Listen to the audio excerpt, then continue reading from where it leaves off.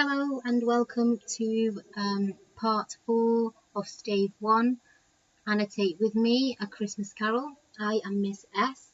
If you haven't already, please make sure that you have watched the previous videos because we are just continuing with what we've been doing already, and in this session we will be meeting Marley's ghost. So we are towards the end of the stave and this will be the final video on stave 1. You might want to pause here so that you can go and grab your copy of A Christmas Carol. If you don't have a hard copy of it, you will be able to find one online, and you can just copy and paste it onto a document and print it off if you want to, or you can just annotate like I am doing on a Google document. So do it however you feel comfortable and whichever way is more convenient for you.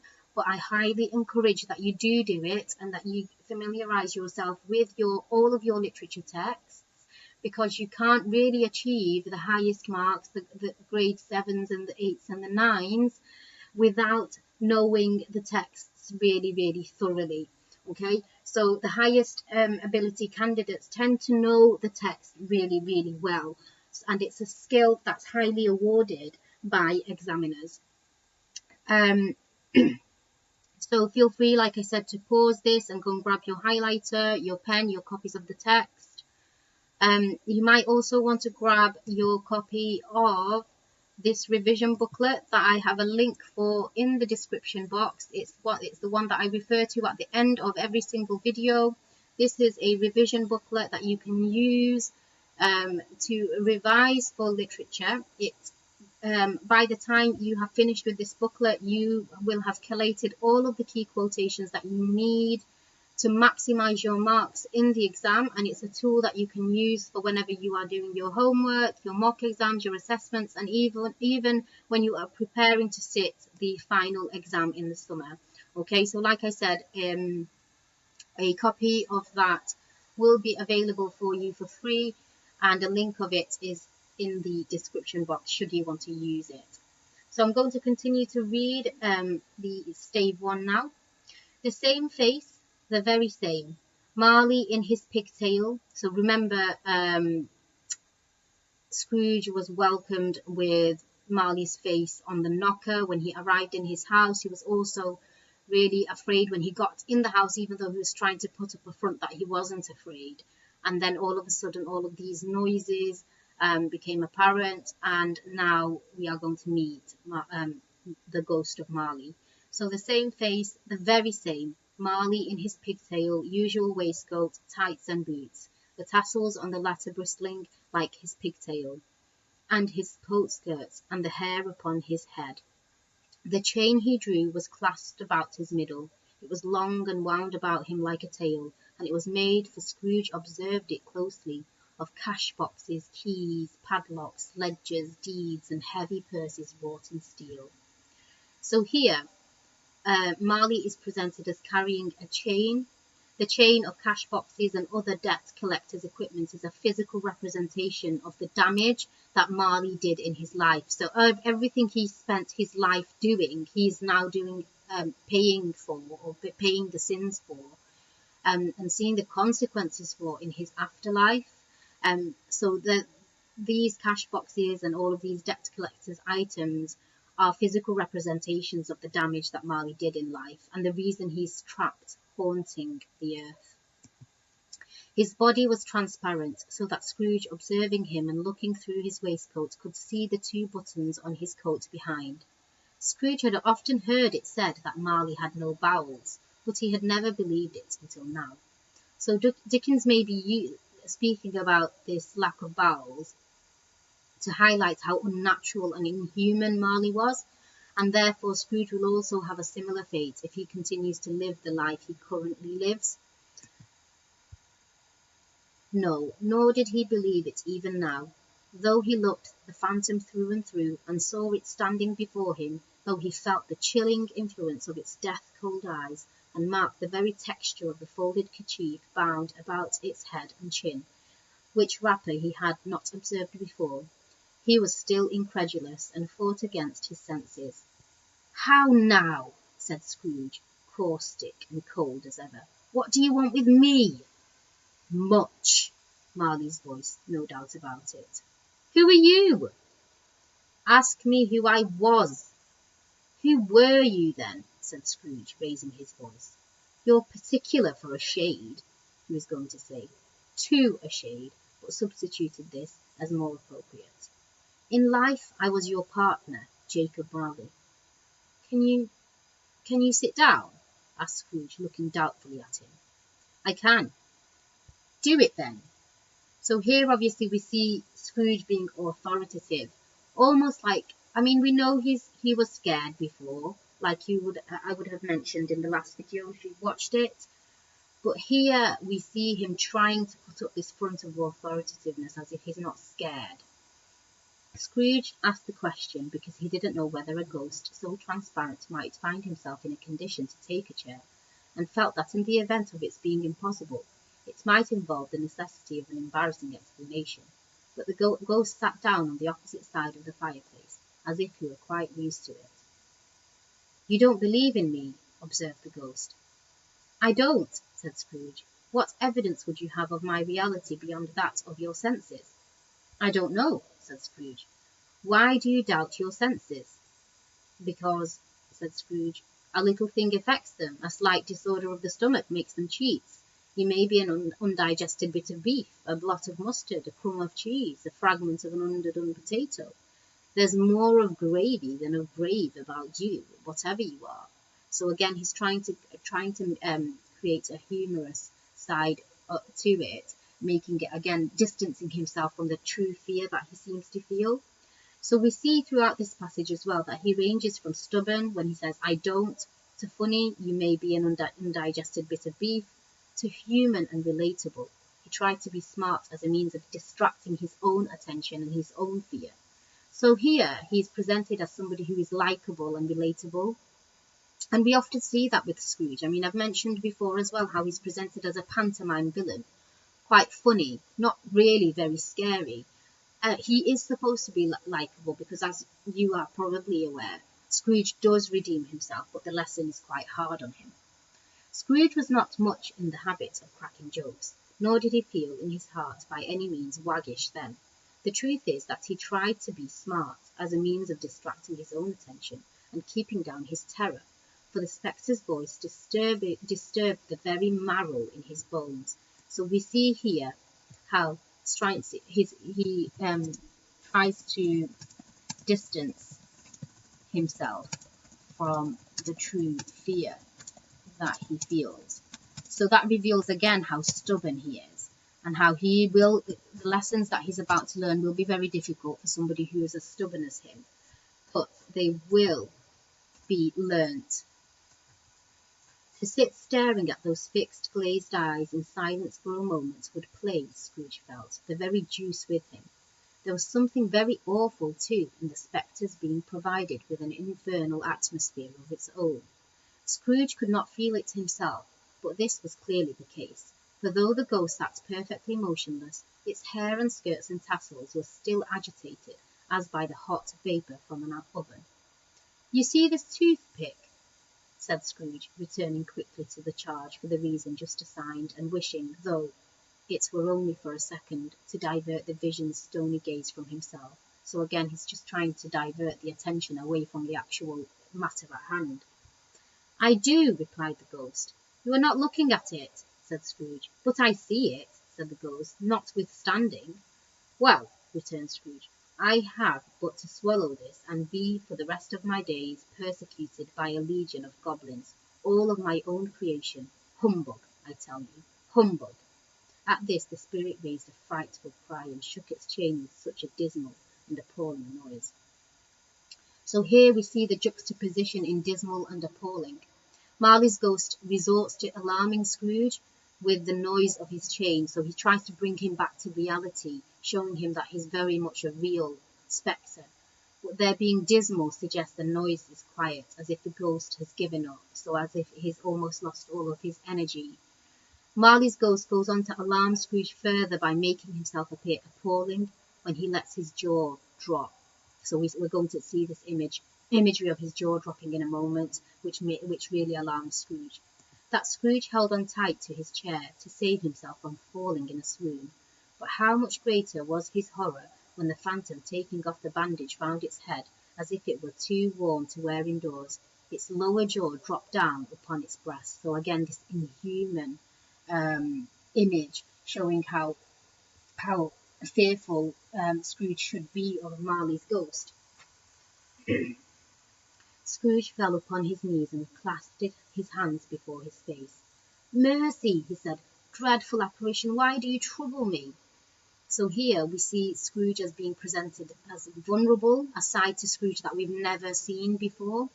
So this is the first suggestion that Scrooge will be open to teaching. "Man of the worldly mind," replied the ghost, "do you believe in me or not?" "I do," said Scrooge. "I must. But why do spirits walk the earth, and why do they come to me?" "It is required of every man," the ghost returned, "that the spirits within him should walk abroad among his fellow men, and travel far and wide, and if that spirit goes not forth in life, it is condemned to do so after death. It is doomed to wander through the world.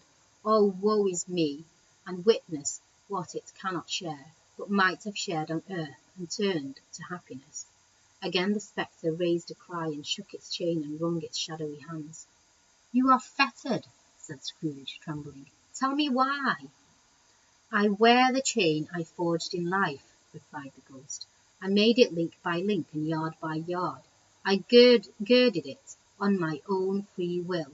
So he wrapped it, the chain, on his own free will. So he was free to choose what he does, and he chose to choose stinginess and debt collecting as his occupation, just as Scrooge has. "And of my own free will I wore it. Is its pattern strange to you?" So here we see the punishment for the sins of greed that he committed in his worldly life. And if Scrooge obviously continues in the way Marley did in his life, then Scrooge will face a similar punishment. Scrooge trembled more and more. "Or would you know," pursued the ghost, "the weight and length of the strong coil you bear yourself?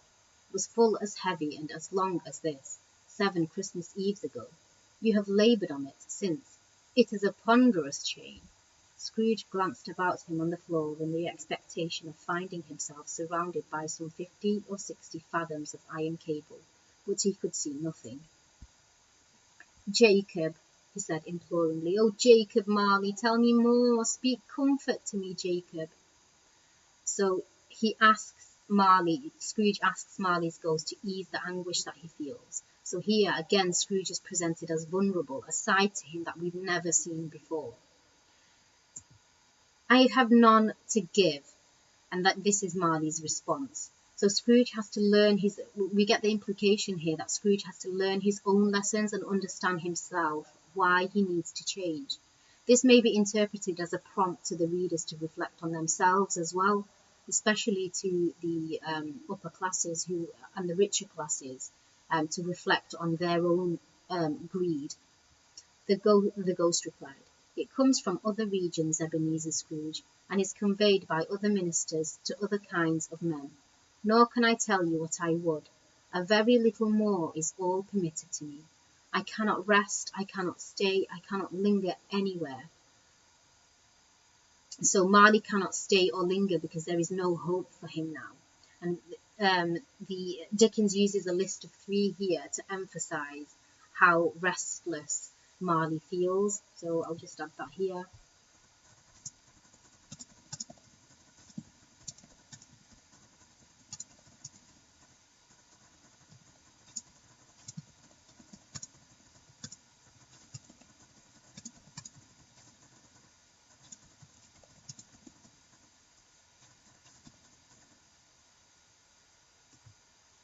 "My spirit never walks our counting house, mark me. In life so here he speaks about his spirit. So when Marley's ghost mentions his spirit, this is a reference to the soul that Marley mentioned earlier on in the stave.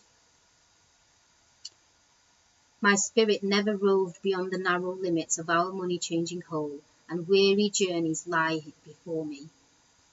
It was a habit with Scrooge whenever he became thoughtful to put his hands in his breeches pockets, pondering on what the ghost had said. He did so now, but without lifting up his eyes or getting off his knees.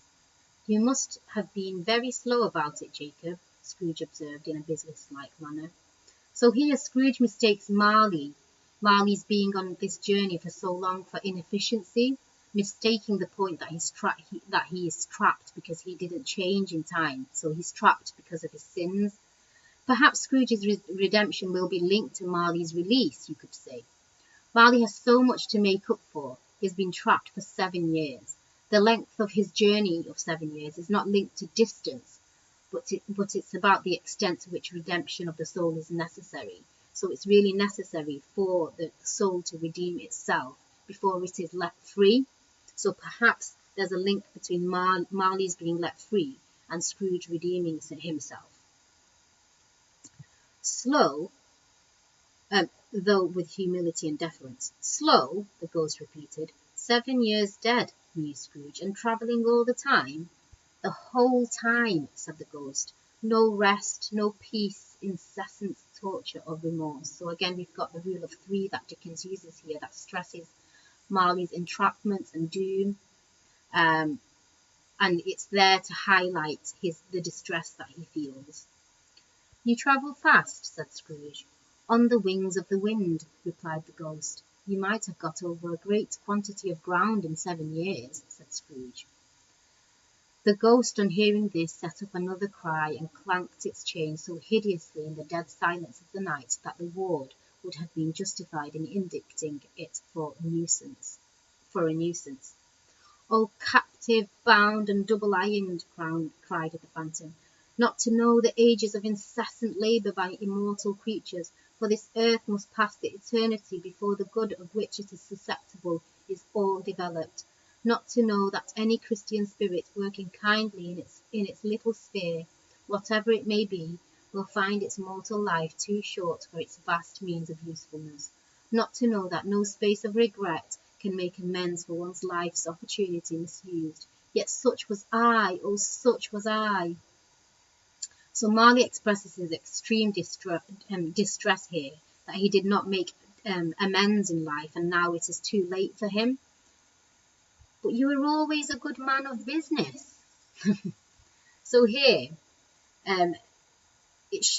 you were a good man of business shows that Scrooge is not getting the point of Marley's inadequacies, being personal, not professional. So again, it shows obviously what Scrooge's mind is constantly focused on, that his mind is only ever focused on business, as opposed to human relationships or personal relationships. It also serves as a reminder that he has so much to learn.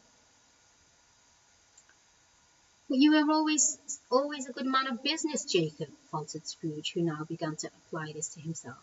"Business," cried the ghost, wringing its hands again. "Mankind was my business. The common welfare was my business. Charity, mercy, forbearance, and benevolence were all my business. The dealings of my trade were but a drop of water in the comprehensive ocean of my business." So common welfare was my business. All of what he says was supposed to be his business. Charity, forbearance, benevolence, all of them.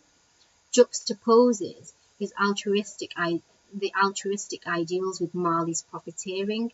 So what should have been his business wasn't his business. Only monetary profiteering was his business in the real world. And here Jacob is urging Scrooge to take account of what is true business. So the common welfare being the true business. It held up its chain at arm's length, as if that were the cause of all its unavailing grief, and flung it heavily upon the ground again. "At this time of the rolling year," the spectre said. So this mentioning of the time of year, Marley is more haunted than usual. There's the indication that he's haunted more than usual at this particular time in the year. It's also another reminder of the importance and influence of Christmas. "I suffer most. Why did I walk through crowds of fellow beings with my eyes turned down and never raise them to that blessed star which led the wise men to a poor abode? Were there no poor homes to which its light would have conducted me?" So Marley is regretful here. He can't light up a poor family's life anymore, and he regrets so much that he never lit up the life of a poor family. This becomes very pertinent to Scrooge through the Cratchits, who we'll meet later on as well. Also, we see the ghost of Christmas Present bestow his light on the poor when we meet the ghost of Christmas Present. So this is a link that you can make when we meet the Cratchit family and when we meet the ghost of Christmas Present bestowing his light on the poor. Scrooge was very much dismayed to hear the spectre going on at this rate, and began to quake exceedingly. "Hear me," cried the ghost. "My time is nearly gone." "I will," said Scrooge, "but don't be hard upon me. Don't be flowery, Jacob, pray." So pray here means please, and it's something that's also used in Shakespearean texts. It's an archaic word. "How it is that I appear before you in a shape that you can see, I may not tell. I have sat invisible beside you many and many a day." It was not an agreeable idea. Scrooge shivered and wiped the perspiration from his brow. "That is no light part of my penance," pursued the ghost. "I am here tonight to warn you that you have yet a chance and hope of escaping my fate, a chance and hope of my procuring Ebenezer." So this clarifies Marley's ghost's purpose in the novella, and perhaps hints that he is so invested in Scrooge's redemption for his own salvation. "You were always a good friend to me," said Scrooge. "Thank ye." "You will be haunted," resumed the ghost, "by 3 spirits." Scrooge's countenance fell almost as low as the ghost's had done. "Is that the chance and hope you mentioned, Jacob?" he demanded in a faltering voice. So again, this use of this word, faltering. So the adverb, remember, it's really important, the present continuous verb, it's really important to identify writer's methods, because it gives you the marks for AO2, present continuous verb.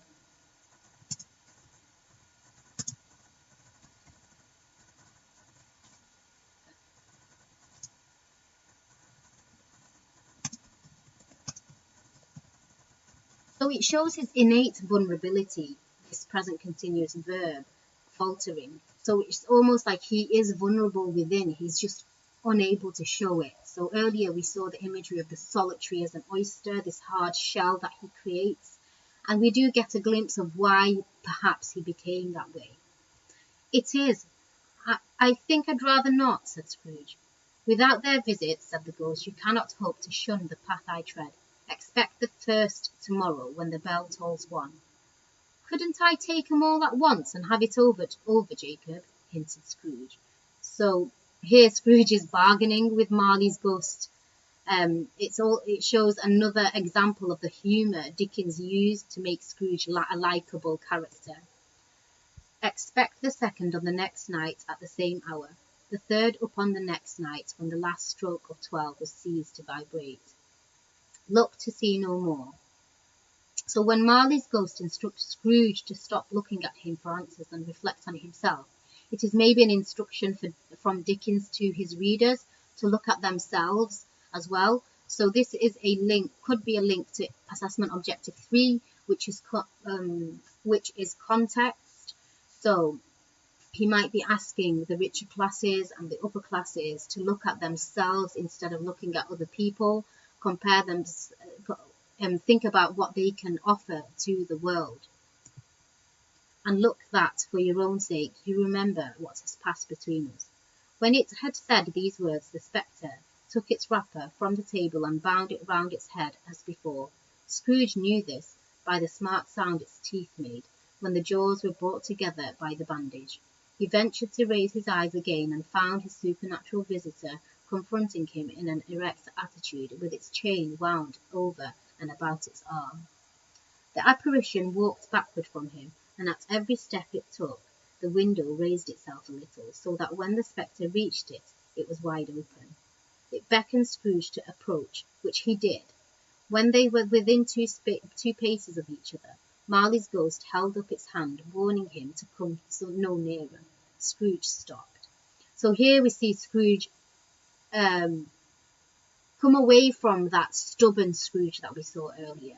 So Scrooge follows Marley's ghost directions now without questions. This shows again the beginnings of Scrooge's redemption, not so much in obedience as in surprise and fear, for on the raising of the hand he became sensible of confused noises in the air, incoherent sounds of lamentation and regret, wailings inexpressibly sorrowful and self-accusatory. So this is Scrooge. This gives you a glimpse of Scrooge's future should he fail to redeem himself. So note the careful vocabulary choices that emphasize the horror that awaits him. So the lexical word choice, or the semantic field of wailing, of crying. So wailings, lamentations, mournful dirge. Okay. So here there's the semantic or lexical, you can say either, field of crying. So remember, this links to AO2, where you are expected to pick out writers' methods and identify them. You will not get top marks. Actually, you won't even get mid-range marks if you're not identifying writers' techniques, okay? The spectre, after listening for a moment, joined in the mournful dirge and floated out upon the bleak, dark night. Scrooge followed to the window, desperate in his curiosity. He looked out. The air was filled with phantoms wandering hither and thither in restless haste and moaning as they went. Every one of them wore chains like Marley's ghost. Some few, who might be guilty governments, were linked together. None were free. Many had been personally known to Scrooge in their lives. He had been quite familiar with one old ghost in a white waistcoat with a monstrous iron safe attached to its ankle. He cried piteously at being unable to assist a wretched woman with an infant, whom it saw below upon the doorstep. The misery with them all was clearly that they sought to interfere for good in human matters, and had lost the power forever. So here Dickens is pointing out the extent of society's problems with the number of covetous spirits. So remember, we looked at that word covetous. To covet is to hold on to something that doesn't belong to you, and in this instance it's talking about wealth that people hold on just for themselves and do not share with the poor. So the mention of the government is deliberate. Not only individuals that should, so here it's deliberate, the mentioning of the guilty government. So it's not only individuals that should be made to feel responsible. The monstrous iron safe as an image of greed and covetousness reminds us of the description of Scrooge earlier, as well in the earlier stave when we looked at the way he spoke to the charity workers.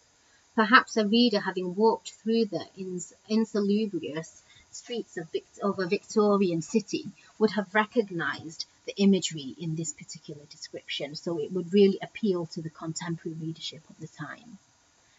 Whether these creatures faded into mist or mist enshrouded them, he could not tell, but they and their spirits' voices faded together, and the night became as it had been when he walked home.